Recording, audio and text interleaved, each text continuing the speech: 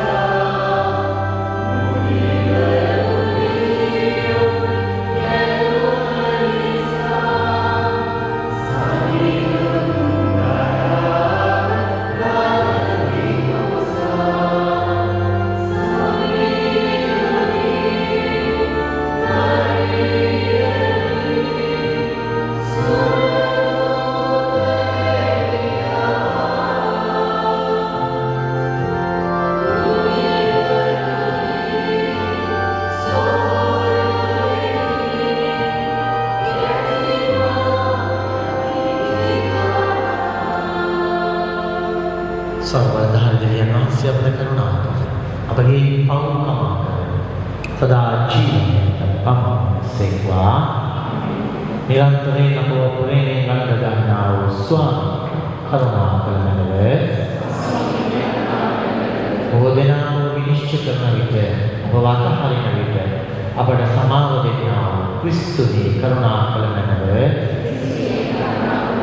තනක බෙදුණු හදවත ජීවමානව අපට මුණ ගැසෙන්නා වූ ස්වාමී කරුණා කරනව අපි ආත්මා තෙලි ස්වාමී බවන්සේ විවාහ බන්ධනය සුදු අභිනහසක් කළසේක ක්‍රිස්තුස් වහන්සේ සෝකීය සභාවට ඇති ප්‍රේමයට එය සංකේතයක් කළසේක බවන්සේ දරුවන් වන සෙව්මිනි රොඩි වෙත වහන්සේගේ ආශිර්වාදයෙන් එක්කලගෙන වහන්සේ කෙරෙහි දෙවියන්ගේ කාර්යයේ විශ්වාසයෙන් හිතවල දෙන ඔබ වන්‍යෝන්‍යම ප්‍රේමයේ යුස්මෙන් ලැබෙන්නෝය. මේ ප්‍රේමයේ සත්‍යතාවයට ඔවුන්ගේ ජීවිත මගින් සාක්ෂි දරන්නට ඔවුන්ට වරම් ලබා දුන්නා. එකියුදෙමගේ වහන්සේ ආශිර්වාද කරන වහන්සේ සමග එකම දෙවියන් සමග ජීවත් වන්නා වූ රජකම් කරනා වූ වහන්සේගේ ශ්‍රේණිහා අපගේ ස්වාමීන් වන ජේසුස් ක්‍රිස්තුස් වහන්සේ දෙසාම අපට ලැබේවා. පළමුව දේව ප්‍රකාශනය ශුද්ධ පාවුලතුමා විසින් එබේසිවරුන්ට නිලලන හසුනේ උදාගත් කොටසකි. ක්‍රිස්තුස් වහන්සේ අපට ප්‍රේම කොට මිහිරි සුගන්ධ පූජාවක්ද යාගයක්ද හැටියට අප වෙනුවෙන් දෙවියන් වහන්සේට සිය ජීවිතය පරිත්‍යාග කළා මේ ඔබ ප්‍රේමයෙන් ජීවත් වන්න. ක්‍රිස්තුස් වහන්සේට ඇති ගෞරවය නිසා එකිනෙකාට යටත් වන්න. භාර්යාවනි ඔබ සංවිධානන් වහන්සේට වේ තම ස්වාමි පුරුෂයන්ට යටත්ව සිටින්න. මන්ද ක්‍රිස්තුස් වහන්සේ සභාවේ එනම් උන්වහන්සේගේ ශරීරයේ හිසවන්නා මේ පුරුෂයා භාර්යාවගේ හිසය. උන්වහන්සේ එම ශරීරයේ ගැලවුම්කාරයාණෝ වනසේක. එබැවින් සභාව ක්‍රිස්තුස් වහන්සේට යටත් වන්නා මේ භාර්යාවන්ද සියලු දේවලදී පුරුෂයන්ට යටත් විය යුතුය. පුරුෂයනි ක්‍රිස්තුස් වහන්සේ සභාවට ප්‍රේම කොට සභාව වෙනුවෙන් සිය දිවිපුත කළා මේ ඔබත් ඔබගේ භාර්යාවන්ට ප්‍රේම කරන්න. උන්වහන්සේ එසේ කළේ වචනය නැමැති වතුරෙන්ද සභාවක් සෝදා පිරිසිදු කර කැප කර එය තේජාන්විත සභාවක් වශයෙන් කැරලක්වත් රැල්ලක්වත් එබඳු කිසිවක්වත් නැතිව ශුද්ධව නිකලස්ව තමන්ටම ප්‍රදානය කර ගැනීමටය. එසේම පුරුෂයන් විසින්ද සිය භාර්යාවන්ට තම ශරීරයට මෙන් ප්‍රේම කළ යුතුය. සිය භාර්යාවට ප්‍රේම කරන තැනැත්තා තමාටම ප්‍රේම කරගන්නේය. කවරකුවත් කිසිම කලක තමාගේ ශරීරයට ද්වේෂ කරගන්නේ නැත. එසේ නොව ඔහු එය පෝෂණය කරගෙන ආරක්ෂා කරයි. ක්‍රිස්තුස් වහන්සේ සභාව ගැන සලකන්නේ එසේමය. මන්ද එය උන්වහන්සේගේ ශරීරය වෙයි. අපි ඒ ශරීරයේ අවයවය වෙමු. මේ නිසා මිනිසෙක් තමාගේ පියාද මවද ආහැර සිය භාර්යාවට අනුවන්නේ ඒ දෙදෙනා එකිනෙක වන්නෝය. මෙය මහා අවිරහසයි. මට හැඟෙන පරිදි එය අදාළ වන්නේ ක්‍රිස්තුස් වහන්සේට සහ සභාවටය. එය පෞද්ගලික වශයෙන් ඔබට අදාළ වන්නේ. හැම පුරුෂයෙකුම තමාටම තම භාර්යාවට ප්‍රේම කළ යුතුය. හැම භාර්යාවක්ම තම ස්වාමි පුරුෂයාට ගෞරව දැක්විය යුතුය. දේව වචනය විසින්ද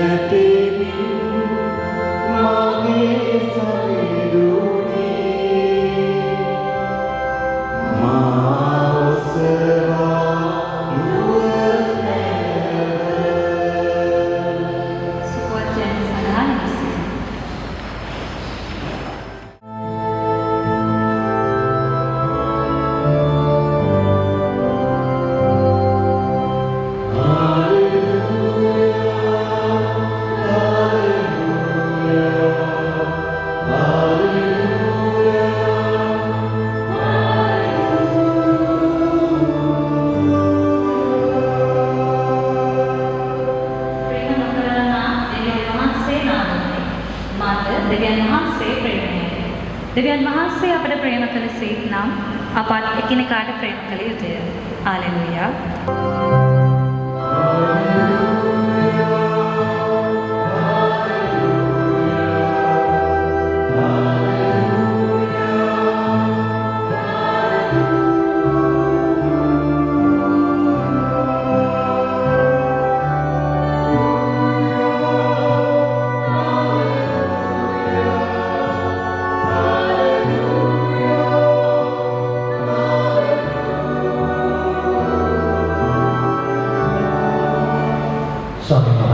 සමග වනසේවා සුවිශේෂක මතේ උතුමන් සිල්ලේනද ප්‍රේමයේ ප්‍රකාශනය මෙසේය.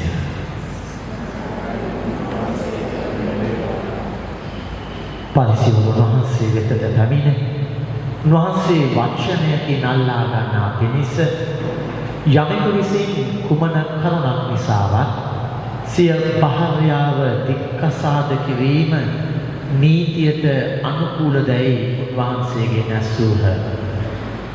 උන්වහන්සේ උත්තර දෙන්නේ පටන් ගැනීමේ සිටම මැවුම්කරුවාණන් පිරිමි ගැහැණු වශයෙන් මනුෂ්‍ය වර්ගයා මැවූ බව ඔබ කියවා නැත. එනිසා මිනිසෙකු තම පියාද මවද අත්හැර සිය භාර්යාවට ඇලුම් වන බවත් ඒ යුවල එක්කෙනෙක් වන බවත් දෙවියන් වහන්සේ වදාළසේය. මෙසේ ඔහු එවන් පටන් දෙදෙනෙකු නොව එක්කෙනෙක් වෙති. එබැවින් දෙවියන් වහන්සේ එකතු කළ අය මනුෂ්‍යයා වෙන් කෙරෙවා වදාළසේය. Kristus වහන්සේ ගැන දාන සමාජයේ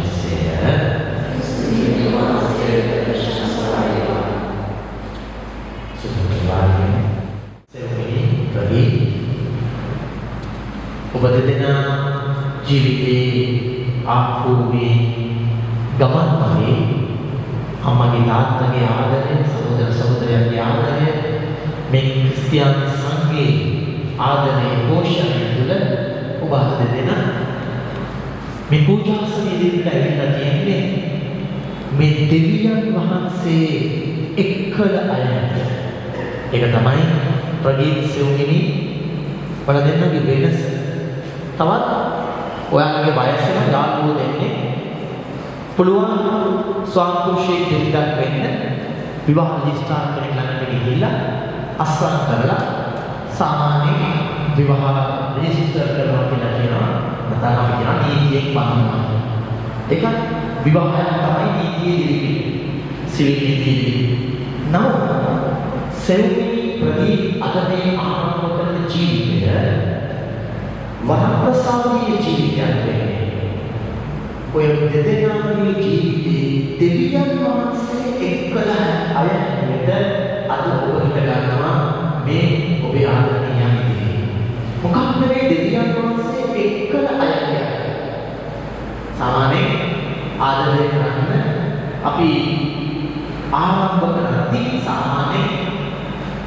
ගෑනු ළමයි පිරිමි ළමයෙකුට පිරිමි ළමයි ගෑනු ළමයෙකුට කියනවා I love you කියලා. ඔයාට මම ගොඩාක් ආදරේ කියලා කියනවා. සමහර වෙලාවට ප්‍රගීත සෙව්මිනිට වචන හොයන්න වෙලා ඇති ආදරේ කොච්චරද කියලා කියන්නේ. සමහර වෙලාවට නේ ඉමෝජිස් දිනවනේ අපි WhatsApp කරනකොට ඉමෝජි එකක මූණු තියෙන එක ලකුණු තියෙනවා. අපෝ කොච්චර හෙව්වත් සෙව්මිනිට හොයාගන්න බෑ. මම කොච්චර ප්‍රගීත ආදරේ කියලා. ඒතකොට ප්‍රගීතත් සමහර වෙලාවට වචන නැහැ. වචන නැති වුණාම නිශ්ශබ්ද වෙනවා. හැබැයි ඒ මොකද එහෙම වෙන්නේ? එච්චර හැඟීම් ගොඩාක් තියෙනවා අපේ හදවතේ අපි ආදරය කරන කෙනාට කියා ගන්න. ඒක මොන විදියට කියන්න උත්සාහවත් කියලා ඉවර කරන්න බෑ. හැබැයි අපි සංකේතාත්මකව කියනවා මම ඔයාලට ආදරේ ගොඩාක්. I love you so much. මේ I love you කියලා අපි කියන්න ගත්තම තව කෙනෙකුට අකණ්ඩව උට දැනෙනවා ලොකු අයිතිවීම belongingness එක. ප්‍රගීත දැනෙනවා මම දැන් අයිති සෙව්මිනිට දැනෙනවා මම දැන් අයිති ප්‍රගීත. මේ අයිතිය විශේෂයෙන් කාන්තාවක් ස්ත්‍රියක් විදියට දැනෙන්න ගන්නවා ලොකු නිවීමක් සහනයක්. වෙනදට වඩා නිින්ද යන්න පටන් ගන්නවා. වෙනදට වඩා ඇස් දෙක ඇරුණා නිින්දෙන් එකපාරට වෙන්නේ ප්‍රගීත මුල් කාලෙම තමයි. පස්සේ තමයි වෙන වෙන විදියට වෙන්නේ. හැබැයි මුල් කාලේ නිින්දෙන් ඇරුණත් වෙන්නේ අනේ ප්‍රගීත ඉන්නව නේද දැන් පදිනව නේද කියලා තමයි වෙන්නේ. ප්‍රගීතත් එක්ක පුංචි දෙයක් මොනවද දෙයක් තත් වෙන්නේ මට දැන් බය වෙන දෙයක් නෑ සෙව්මිනි ඉන්නවා කියන්නේ. හැබැයි මේ ගැඹුරු හැඟීම් සමුදාය හුදෙන් හැඟීම් විතරක් වෙනවා දෙවියන් වහන්සේ එක්කල අය අපි කියන අත්දැකීමට ඔබ විවාහ ජීවිතයේ ටික අවදි වුණේ නැත්නම් මේ සෙව්මිනි ප්‍රගීතුයි පස්සේ හැරිලා බැලුවම මෙතන ඉන්න බහුතරයක් විවාහ ජීවිතයේ තුල අවුරුදු 5 10 15 20 25 30 35 ගත කරපු මේ වැඩියෙන් හිටපු වැඩිහිටි ජනතාවක් ඉන්නවා. ඒ අයගෙන් ඇහුවොත් එහෙම තාමත් බිරිඳව ස්වාමීෂව දැක්කනේ I love you කියලා කියන තරමද කියලා මෙතන ඉන්න අය දෙපාරක් හිතන්න වෙයි. දැන් නම් I love you නෙමෙයි I hate you කියලා කියන්න බෑ. ඒක ඉමෝජිස් තිබ්බටම දාන්න බෑ. සමහර වෙලාවට මුණ දැක්කම දාපොස් ඉවරයි වගේ තමයි උදේ බිරිඳට ස්වාමීෂට සමහර වෙලාවට හිතෙන්න ගන්න. ඇයි එහෙම වෙන්නේ? සෙව්මිනිගේ ප්‍රගීතගේ ජීවිතේ යාළුව ඇති විවාහ වෙලා අවුරුදු 2යි 3යි දික්කසාද වෙලා ඩිවෝස් වෙලා මේ අපි දන්න ගොඩාක් පාඩම් අපි දන්න ගොඩාක් අය ඉන්නවා මේ විදිහටම පල්ලියේ විවාහ වෙලා අවුරුද්ද එකමාරයි ගාලා ඩිවෝස් පේපර්ස් වලට අස්සම් කරනවා. ඇයි ප්‍රශ්නයක් අපි අහගන්න ඕනේ ඒ අය දෙවියන් වහන්සේ එකතු කළා අය නෙමෙයිද? මොකද අපිට දේව වචනේ කියනවා තාමත් පැහැදිලිව බැවින් දෙවියන් වහන්සේ එක්කලාය මනුෂ්‍යයා වෙන්න කෙරේවා. ඒතර දෙවියන් වහන්සේ එකතු කරපු අයව ඈත් කරන්න පුළුවන්. අපි දන්නවා පවුල් වල අම්මලා තාත්තලා ඇඟිලි ගන්න නිසා. උනාට වඩා අම්මා පුතාව මෙහෙවන්න යන නිසා. අම්මා දුව මෙහෙවන්න යන නිසා පවුල් කඩාකප්පල් වෙන ඕන තරම් අපි දැකලා තියෙනවා කතෝලික පවුල් වල. හැබැයි දෙවියන් වහන්සේ එකතු කළාය වෙන්න කෙරේවා කියලා ඒ වචනේ කියන්නේ කොහොමද මිනිස්සු විවාහ වෙලා දෙවියන් වහන්සේගේ වචනයෙන් සම්ප්‍රසාදයෙන් පෝෂණය වෙලා කොහොමද එහෙම දික්කසාද වෙන්නේ? ඒක ප්‍රශ්නයක් තියෙනවා. ඇත්තටම විවාහ වෙන හැම ස්වාමි පුරුෂයෙකුම භාර්යාවක්ම දෙවියන් වහන්සේ එකතු කරපු අයමද? සමහර කතෝලික පවුල් පවා තමන්ගේ දුවට තමන්ගේ පුතාට බිරිඳක් ස්වාමි පුරුෂයෙක් හොයනකොට බලනවා එයාගේ වතගොඩ එයාගේ තාත්තගේ රස්සාව එයාගේ අම්මගේ රස්සාව එහෙම නැත්නම් ඒගොල්ලන්ට තියෙන වත්පොහසත්කම් එහෙම හොයන විවාහයක් කරනකොට සමහර වෙලාවට ස්වාමි පුරුෂයා බිරිඳ වෙන්න යන ප්‍රේමවන්තිය ඔෆිස් එකේ නිසා යාළුවෝ කියපු නිසා අවුරුදු ගාණක් දන්න නිසා විවාහ වෙලා ටික කාලයක් ඇද්දි තේරෙනවා අපි දෙන්න එකට යන්න බෑ. මැච් වෙන්නේ නැහැ. කම්පැටිබල් නැහැ කියලා අද තරුණියක් කියනවා. අපි දෙන්නට හරියට සිනර්ජි එකක් නැත්නම් අපි දෙන්නට එකට එකතු වෙලා ගමනක් යන්න බෑ කියලා ටක් දැනනකොට ටික ටික ඈත් වෙන්න පටන් ගන්නවා. හැබැයි මෙතන විවාහ වෙලා ඉන්න ස්වාමිපුරුෂයන් භාර්යාවන් කියයි මේ කම්පැටිබිලිටි එහෙම නැත්නම් අපි අතර තියෙන මේ එකට එක සම්බන්ධතාවය එකට එක මැච් වෙන ගතිය හැම කෙනෙක්ම ස්වාමිපුරුෂයෙක් බිරිඳක් විදියට මැච් වෙනවද අපි මැච් කරගන්න ඕනද කියලා. අපි ඒකට කියනවා කම්ප්ලිමෙන්ටැරිටි කියලා. විවාහ ජීවිතේ කම්පැටිබිලිටි එකක් නැහැ. කම්ප්ලිමෙන්ටැරිටි එක කියන්නේ මැච් වෙනවා කියලා දෙයක් නැහැ ජීවිතේ. එතනින් ස්වාමිපුරුෂ භාර්යාව ගොඩාක් කාලයක් යනකොට කාලයක් නෙමෙයි මට පළවෙනි මාස ආය යනකොටම තේරෙනවා පුරුෂයා වොෂ්රූම් එක පාවිච්චි කරන විදියයි බිරිඳ වොෂ්රූම් එක පාවිච්චි කරන වෙනස්. එක්කෙනෙක් ටූත්පේස්ට් එක හයියට පිරී කරනවා. අනිත් එක්කෙනා හිමී එක්කෙනෙක් සබන්කයට එක විදියකට ගන්නවා අනිත් තව සබන්කයට තව විදියකට ගන්නවා. එක්කෙනෙක් තුවාය හොඳට ගසලා පිළි වලට දානවා අනිත් එක්කෙනා තුවාය ගුලි කරලා එක තැනක දානවා.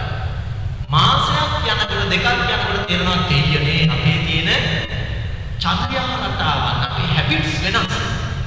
එක්කෙනෙක් කේන්ති ගත්තම කෑ ගන්නවා අනිත් එක්කෙනා කේන්ති ගත්තම දවසක් විතර කතා කරනවා. එක්කෙනෙක් වේදනාව දැනුනම අයියේ කඩනවා අනිත් එක්කෙනා වේදනාව වුණාම දත් පිටි ගන්න. මේ වෙනස්කම් අප්‍රමාණව තියෙනවා. අපිට ජේසුස් ආරාධනා කරනවා. දෙවියන් වහන්සේ එකතු කරපු අය ලෙස හිතන්න පටන් ගන්න. ඒ සිටිවිල්ල එන්නේ කොහෙන්ද? ඒ අවදිය කොන්ෂස්නස් කියලා අපි කියනවා. ඒ අවදිය කොහෙන්ද එන්නේ? ඒකයි එතන ජේසුස් කියන්නේ පටන් ගැනීමේ සිටම මරුන් කරුවා නම් පිරිණි ගැහුම් වශයෙන් මනුෂ්‍ය වර්ගයා මැවූ බව ඔබ කියවා නැද්ද? එතකොට ප්‍රකීර්ති තේරුම් ගන්න අවශ්‍යයි. ඔබ සෙව්මිනීට ඔය ආදරය කරන්න පටන් ගන්න තැනේම සෙව්මිනී තුල තියෙන ස්ත්‍රීත්වය කියලා දෙයක් තියෙනවා. ඒක ප්‍රගීත 100% තේරෙන්නේ නැහැ. ප්‍රගීත්ගේ අම්මගෙන්, ප්‍රගීත්ගේ ආච්චිගෙන්, ප්‍රගීත්ගේ නැන්දගෙන් හම්බෙච්ච යෙහෙලියන්ගෙන් ඔබ අත්දැකලා ඇති ස්ත්‍රීත්වය. අපි ඒකට කියනවා ෆැමිලිටි කියලා. එතකොට සෙව්මිනීට මෙන්න දැන් ප්‍රගීත්ගේ ආදරය කරනකොට ප්‍රගීත්ගේ උණුසුම ප්‍රගීත්ගේ සුරක්ෂිතභාවය අත්දැකීම වගේම අලුත් අත්දැකීමක් එකතු වෙනවා ජීවිතේට. මොකක්ද? මැස්කියුලිනිටි. අපි ඒකට කියනවා පුරුෂත්වය කියලා. ඒක සෙව්මිනී තමන්ගේ තාත්තගේ, ජගත්ගේ, තමන්ගේ යහළුවන්ගේ, තමන්ගේ පවුලේ අයගෙන් අත්දැකලා ඇති පිරිමියෙක්. නමුත් සෙව්මිනී ප්‍රගේ මේ මැස්කියුලිනිටි, ෆෙමිනිලිටි කියලා කියන්නේ කෙනෙක් නෙමෙයි ස්වභාවයක්. ඒ ස්වභාවය කියන්නේ අපි කියන එකට පිය භාවය කියලා කියනවා. මව් භාවය කියලා කියනවා. සමහර ස්ත්‍රීන් ඉන්නවා එයා තුල තියෙන මැස්කියුලිනිටි එක වැඩි. එයා අම්මා කෙනෙක්, එයා බිරිඳක් වුණාට එයාගේ පුරුෂත්වයේ ලක්ෂණ වැඩි. ඉක්මනට තිරණ ගන්න. ඒ වගේම නම් කල්පනා කරනවා. ඒ වගේම ඕනම වෙලාවක බය නැහැ ඉදිරියට එනවා. ඒ පුරුෂත්වයේ ලක්ෂණ ස්ත්‍රියක් තුල පිටන අවස්ථා තියෙනවා. සමහර පුරුෂයන් තුල ස්ත්‍රීත්වයේ ලක්ෂණ පිටනවා. ඒතකොට අපි හැම කෙනෙක්ම එකයි මෙතනද කියන්නේ පටන් ගැනීමේ සිටම මැවුම් කරුවා නම් පිරිමි ගැහුම් වශයෙන් මනුෂ්‍ය වර්ගයා මැවූ බව කියවන. ඒ පිරිමි භාවය, ඒ ස්ත්‍රී භාවය අපි හැම කෙනෙක් තුලම අඩු වැඩි වශයෙන් තියෙනවා. දැන් ඇයි මෙතනද කියන්නේ? ඒ නිසා මිනිස්සු තම මවද පියාද අත්හැර සිය භාර්යාවට ඇලුම් වන බව.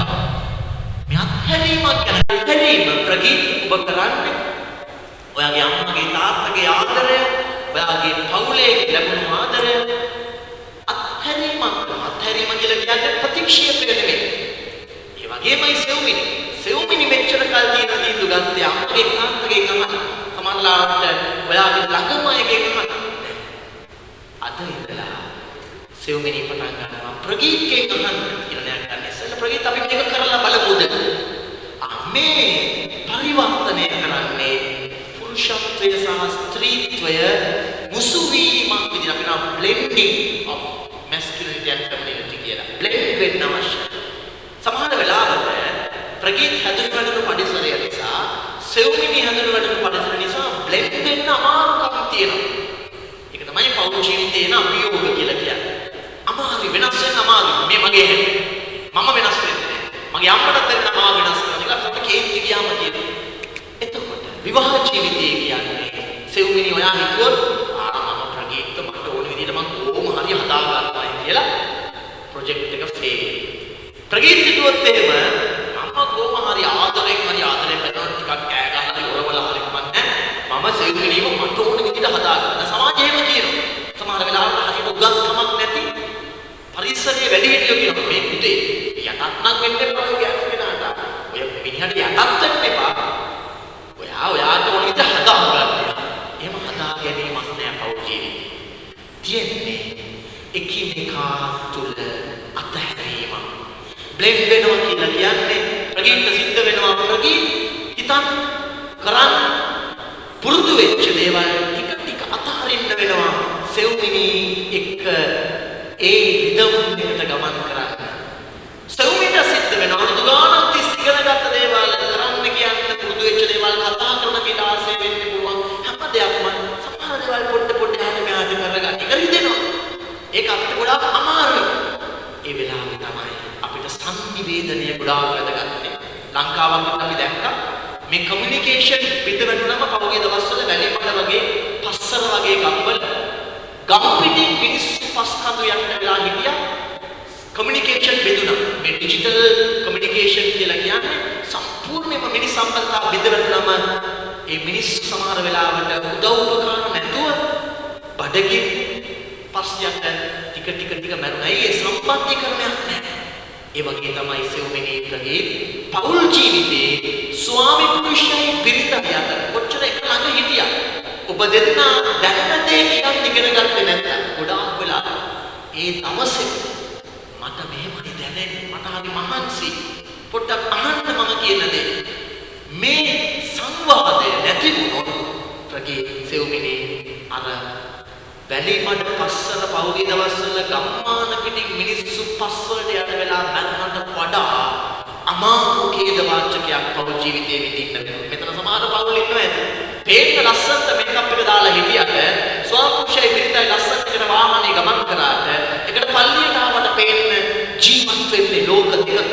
ජීවත් වෙන්නේ ස්වර්ගයයි නිරයයි වගේ ඈත් වෙලා. ඇයි සම්බන්ධීකරණය කමියුනිකේෂන් එක නැති වෙනවා බිඳ වැටෙනවා. සමහර මම දන්න ස්වාමීය වාදයක් ඉන්නවා පණිවිඩ හුමාරු කරන්නේ SMS එකකින් එහෙම නැත්නම් WhatsApp message එකකින් කතා කරන්නේ නෑ. ඇස් දෙක දිහා බලා ගන්න බෑ. එච්චර චිත්ත වෙලා එපා වෙලා ඒකේද වාචක හරිය පිහිසුනේ. ඒක අර මිනිස්සු පස්වලට යනවට වඩා අමාරුයි. එකට පෞල් ජීවිතයක් ඇතුලේ විඳවන්න ගත්තා. නමුත් මෙතන ඉන්න වැඩි හිටියන් විදියට අපි ඔබව ආශිර්වාද කරන්නේ එහෙම පෞල් ජීවිතේ විඳවන්න නෙමෙයි. එහෙනම් ඔබ ජේසු එක්ක අඛණ්ඩ සංවාදයක ඉන්න වෙනවා ප්‍රගේ සෙව්මිනි. දෙවියන් වහන්සේ කළ අය අපි දෙන්න. අපිට සමානව අපි දෙන්නව තේරුම් ගන්න බෑ. අපි දෙන්න වෙනස්. කේන්තියන් කතා නොකර ඉන්න හැදෙනවා. ඒ මතක තියාගන්න. හැම දවසකම ජේසු ඉදිරියට යන්න වෙලාවක් හොයාගන්න. මට දැනෙනවා අද එන්නේ මේ පෞල් ජීවිතයේ අද මේ තියෙන මුදල කේන්ද්‍ර කරගත්ත අහන්ත පරිභෝජනයේ කේන්ද්‍ර කරගත් සමාජයක විවාහ ජීවිතේ තරම් තමන්ට ගැඹුරු ජීවිතයක් ජේසු එක්ක නැති වුණොත් පෞල් ජීවිතය විශාල වශයෙන් විඳවන්න සිද්ධ වෙනවා. ඇයි? හිතන්න වෙනවා ප්‍රගීට මම සෙව්මිනිට ආදරය කරන්නේ ජේසුනේ මට තේරෙන්නේ මට උදව් වෙන්නේ.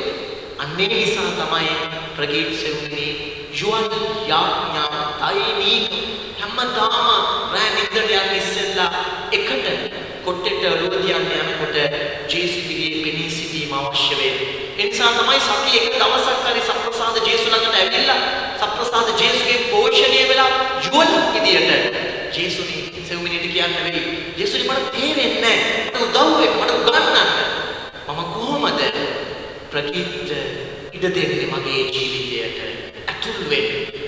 මේ ගමන ලස්සනම ගමනක් නෙමෙයි. වේදනාත්මක ගමනක්, රිදෙන ගමනක්. මෙතන ඉන්න අම්මලා ප්‍රගීත් ගියාම සෙව්මිනි ගියාම කෙනෙකුත් කියයි. උස්මහත් කරන්න දරුවෙක් කොච්චරනම් දුක් විඳලා තියෙනවද? කොච්චරනම් කැපකිරීම කරලා තියෙනවද? එතරම්ම කැපකිරීම ප්‍රගීත් සෙව්මිනි ඔබ කරන්න වෙනවා. ඔබට සතුටින් ඉන්න ඕන නම් මේ විවාහ ජීවිතය ඇතුලේ. එහෙම නැතුව ඔබට ඔය පදිනවා කොමලා පදිනවා ඔබලා ළමයි හම්බ කරනවා කොමලා යන විදිහට යන්න නම් සල්ලි ගොඩාක් ගන්න ඕන රස්සාව ගොඩාක් කරන්න වෙනවා. ඔහි දුවන්න වාලේ දුවන්න පුළුවන්. හැබැයි ගෙදර ඇතුලේ මහා වෙහෙසකර භාවයක් දැනෙන්න පටන් ගන්නවා. අපි මේ ළඟදී මම ලෙඩෙක් බලන්න ස්පිරිතාලෙට ගියා. ලෙඩෙක් බලන්න ස්පිරිතාලෙට ගියාම ස්වාමි පුරුෂයා මියදෙන් මරණාසන්න ඇදේ ඉන්නවා. භාර්යාව ඉන්නවා. මේ ස්වාමි පුරුෂයා ගොඩාක් රෝගී වෙලා දකල බිරිඳ වයසට ගිහිල්ලා මේ ස්වාමි පුරුෂයා මරණ ඇඳේ ඉන්නකොට ලෙඩ ඇඳේ ඉන්නකොට මේ බිරිඳට වාහන නැහැ. තමන්ගේ ස්වාමි පුරුෂයා මෙහාට මෙහාට හරවන. මේ බිරිඳගේ මේ අම්මගේ ඇස්වල නම දැක්කේ මහා දුක. ආදරයක් මොසෙච්ච දුක. මං එහුව ඇයි යන්නේ කියලා කියනවා. අනේ කොච්චර දරුවෝ හැදුවා කවුරු හිටියත් මට මගේ මහත්යාව මේ වෙලාවේ බලා ගන්න ශක්තියක් නැහැ. අපි තනි වෙලා ඒ ස්වාමි පුරුෂයා ඒ තාත්තා වයසයි රෝගී වෙලා දඟලනවා මේ අම්මට එච්චර ශක්තියක් නැහැ දැන් වාරු නැහැ බලාගන්න ටික වෙලාවක් ඒ කාමරේ ඒ රෝගියා ළඟ තමයි දැනුනේ ඒ පෞල් ජීවිතේ කොච්චර තනි වෙච්ච පෞල් ජීවිතයක් මේ පුබුදේ ලස්සන ගීතිකාවක් තියෙනවා පෞල්ලේ පෞල්කම බිඳුණු තැනින් තනි වෙයි මිනිසා පෞල්ලේ යාගේකම බිඳුණු තැනින් මිය යයි මිනිසා පෞල තනි වුණේ ස්වාමි පුරුෂයා බිරිඳක් විදියට අපිට පුළුවන් මොනතරම් හම්බ කරන්න අපිට පුළුවන් ට්‍රේනින් අපිට පුළුවන් බිස්නස් කරන්න ඒ යුවලා ස්වාමි පුරුෂයෙක් බිරිඳක් වුණා දරුවොත් එක්ක වුණා තනි වුණා සංඛ්‍යාවක් නැති වුණා ඒ පෞල ආයමත් දුක් විඳින්න පටන් ගන්නවා ඒ රෝගියාව බලලා මම එළියට එනකොට මට දැනුනේ අර පෞල් ජීවිතයේ තියෙන වේදනාව කොච්චරද කිව්වොත් ඒ ස්වාමි පුරුෂයා බිරිඳයි දරුවෝ හැදුවට සංඝයක් තුල පෞල් ජීවිතයක් තුල විශ්වාසයක් තිබුණේ නැහැ. හැබැයි දරුවෝ හදන රටවල් වලට යවලා සල්ලි තියෙනවා. ඒ බිරිඳ කියනවා මට මේ මගේ මහත්යාව බලා ගන්න සල්ලි වියදම් කරන්න පුළුවන්. හැබැයි අටුම ගානේ ඒ තාත්තා ළඟ රැඳ ඉන්න තව එක පිරිමි යාළුවෙක් නැහැ. සංඝයක් නැහැ. එහෙනම් සෙව්මිනි ප්‍රගීත් මතක තියාගන්න. ඔබ කතෝලික වරප්‍රසාදීය ජීවිතය කියන්නේ ඔබ විවාහ වෙන්න ඔබ දෙදෙනා වෙනුවෙන්ම නෙමෙයි. ළමයි හදන්න විතරක්ම නෙමෙයි. ඔබ පවුලක් වෙන්නේ මහා සංඝයක් වෙනුවෙන්. මම හිතනවා ඔබ දෙදෙනාගේ විශේෂත්වය ඒක.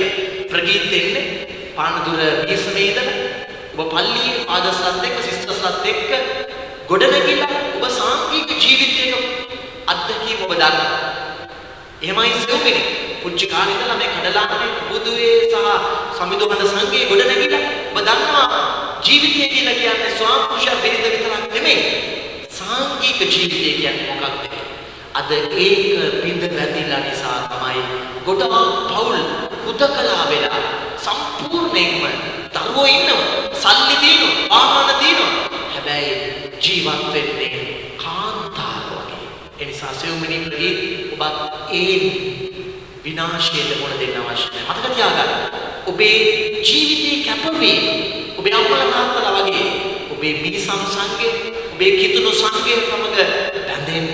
ඒකෙදි සමානතාවට ප්‍රගීත් කැප කරන්න අතහරින්න වෙයි සෙව්මිනි. සෙව්මිනි අතහරින්න වෙයි ප්‍රගීත්. සෙව්මිනි ගිහිල්ලා ඔයා සංගේ අනිත් ඒ අම්මගේ නැත්නම් ඒ සහෝදරියගේ ගෙදර යන්න ගිහිල්ලා යාඥාවක් කරන්න ගිහිල්ලා බලන්න. ප්‍රගීත් සමහර වෙලාවට ගියද්දී සෙව්මිනිට මිස් වෙනවා. ප්‍රගීත් සෙව්මිනිව මිස් වෙන අවස්ථාවේ පෞල් ජීවිතය කියන්නේ තමා වෙනුවෙන් තමන්ගේ දරුවෝ වෙනුවෙන් පමණක් ජීවත් වීමට වඩා දෙවියන් වහන්සේගේ රාජ්‍ය වෙනුවෙන් ජීවත් වීම. එහෙම පෞල් හරි ලස්සනයි. එහෙම පෞල් තනි වෙන්නේ නැහැ. දරුවෝ ඉන්නවා විවාහ වෙන දරුවෝ යනවා. හැබැයි පෞල ස්වාමි පුරුෂයෙක් බිරිඳක් තනි වෙන්නේ නැහැ. ඔබ සාංගික ගමනක ඉන්නවා නම් ඒ නිසා ඔබ අද වගේ දවසක ස්වාමීන් වහන්සේගේ ජීවිත ඔසවද්දී කියන්නේ ස්වාමීනි ඒ යුවලෙක් කෙනෙක් වන බැවින් ජේසුස් කියනවා. ඒ යුවලෙක් කෙනෙක් වෙන්නේ කොහමද? දෙවියන් වහන්සේ එකතු කරපු දෙවියෙක් විදියට ජීවිතේ යදින්න පටන් ගන්නකොට ජීවත් වෙන්න පටන් ගන්නකොට අතහරින්න පටන් ගන්නකොට කැපකිරීම කරන්න පටන් ගන්නකොට ඔබ දෙදෙනා වෙනුවෙන් විතරක් නැතුව ඔබ ඔබේ ජනතාව වෙනුවෙන්, සංඝය වෙනුවෙන්, දේශය වෙනුවෙන්, මිනිසුන්ගේ ප්‍රශ්න වෙනුවෙන් ඔබ ජීවිතේ උර ගහනකොට, ඒ ජීවිතේ ප්‍රශ්න වලට ඔබ ජීවිතේ සංවේදී වෙනකොට ඔන්න ඔබට තියෙනවා අරමුණක් ජීවත් වෙන්න. ඒ අරමුණට යන්න අද ජේසුස් වල දෙන මේ පූජනීය කැඳවීමට එසේ කියන ඔබ අපි මෙසේ ශුද්ධාත්මකගේ දෑතට බාර කරනවා.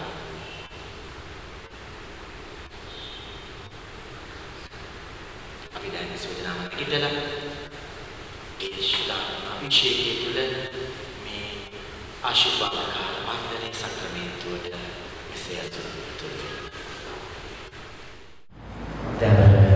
ප්‍රගීතසෙව්මිනිය වන්දනා නිදෙමන්තර පැමිණියේ සංසභා සේවකයන්න් හා සමුදායයේදී ඔබගේ ප්‍රේමය ස්වාමීන් වහන්සේ විසින් තහවුරු කර සවිමත් කරනු පිණිස තම තමන් එකිනෙකා වෙත කැපවනු පිණිස මේ පැමිණියේ ඔබගේම හෘදයාංගම නිදහස් තෝරා ගැනීමෙන්ද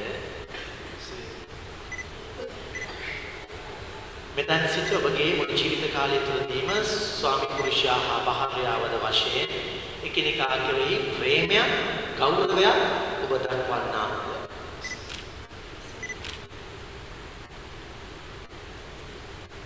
දෙවියන් වහන්සේ වෙතින් ඔබ ලබන දරුවන් ප්‍රේමයෙන් යුතුව බාරගෙන ක්‍රිස්තුස් වහන්සේ හා ශුද්ධ ස්වභාවයේ ධර්මය අනුව ඔවුන් නැති දඩේ කරන්නා වූද විවාහයට ඇතුළු ඔබගේ කැමැත්ත බැවින් ඔබගේ දකුණු අත එක් කර දෙවියන් වහන්සේ හා වහන්සේගේ සභාවත් ඉදිරියේදී ඔබගේ කැමැත්ත දැන් ප්‍රකාශ කරයි.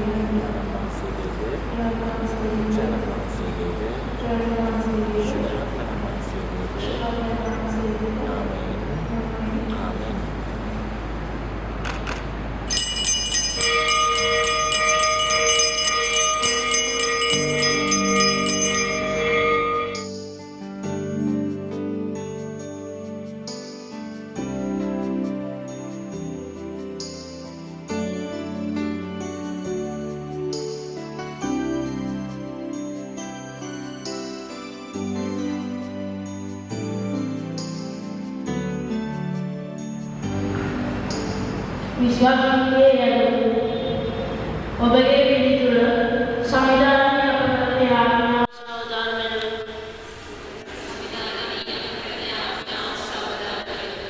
ප්‍රේමය වන දෙවියන් සීමාවක් නොමැතිව එකිනෙකාට ප්‍රේම කිරීමට දේව හඬ විවෘතව අන්ධකාරය රජයන තැන විශ්වාසයෙන් සාක්ෂි දැරීමට මොවුන් හට ශක්තිය වන පිණිසද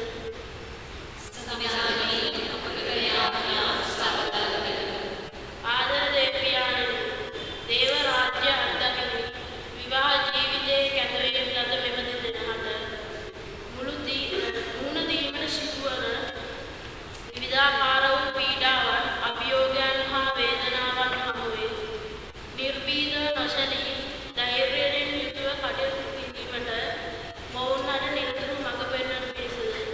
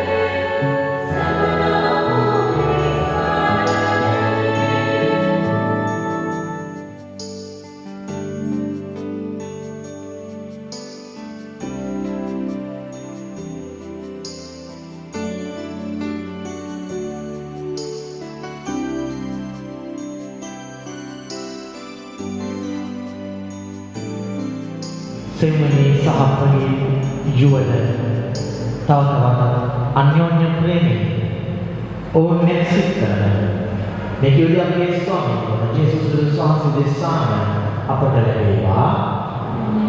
ස්වාමීන් වහන්සේට සමග වහන්සේවා. සෝවර්ධනයේ මහත්මයාණන් වන යානෝද පුත්‍රයාණෝද ශුද්ධාත්මක ආශිර්වාද කොට බලවත් කරසේවා. සාමීක සහෝදරය ජීවත් ගන්න.